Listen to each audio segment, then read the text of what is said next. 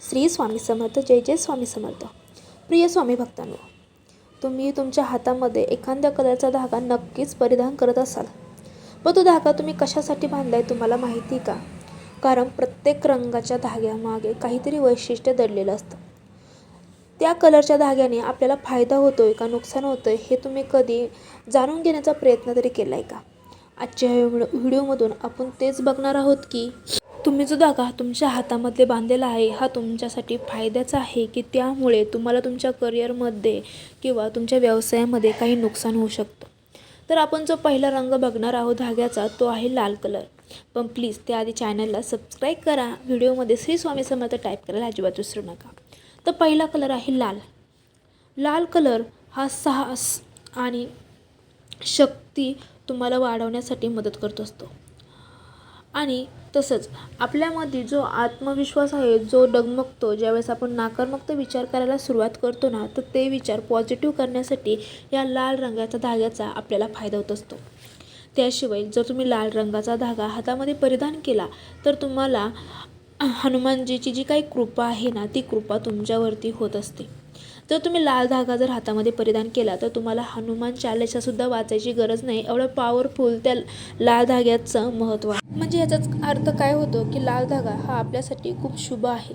तो धागा लहान मोठे थोर कोणीही बांधू शकता. त्यामुळे नेहमी उजव्या हातामध्ये लाल धागा जर बांधला ना तर तुमचा नक्कीच त्याने फायदा होणार आहे.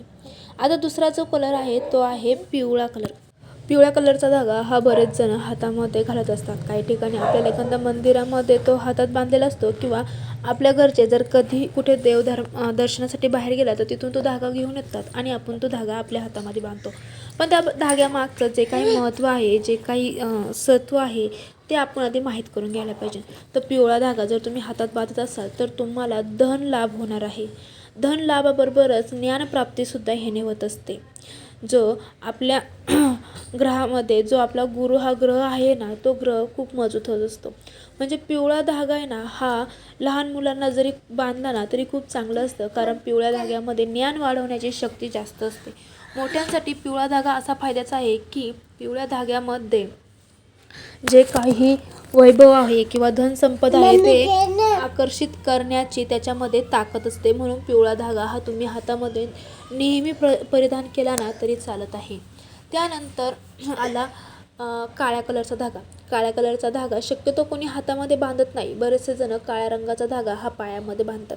पायामध्ये बांधा किंवा हातामध्ये बांधा त्याचा फायदा हा सेमच होत असतो. जर तुम्ही काळा धागा हातामध्ये किंवा पायामध्ये परिधान करत असाल तर त्यामुळे तुमच्यावरची जी काही नजर आहे ती नजर तुम्हाला लागत नाही किंवा कोणाचीही काळी नजर आपल्याला लागत नाही.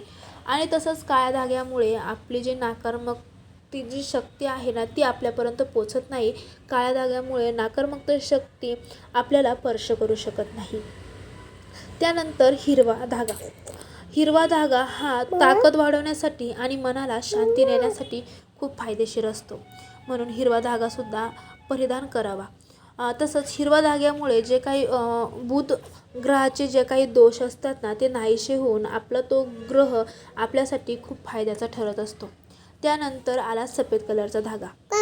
शक्यतो सफेद कलरचा धागा हा कोणी परिधान करत नाही, पण सफेद कलरचा धागा जर तुम्ही परिधान केला तर त्यामुळे मनशांती लाभत असते, मनाला सुख प्राप्त होत असते, मनामध्ये वाईट साईट विचार येत नाही. आपल्यामध्ये सकारात्मक ऊर्जा वाढवण्यासाठी हा धागा खूप फायद्याचा असतो.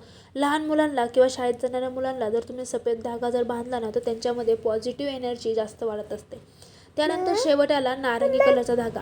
नारंगी कलरचा धागा हा आध्यात्मिक रूपाने मानला जातो. ह्यामध्ये आध्यात्मिक जी शक्ती आहे ती वाढवण्यासाठी खूप फायद्याचा ठरतो. तसंच नारंगी धाग्यामुळे आपल्यामध्ये सकारात्मक शक्ती किंवा देवी शक्ती जी आहे ना ती सुद्धा खूप प्रभावशाली होत असतात.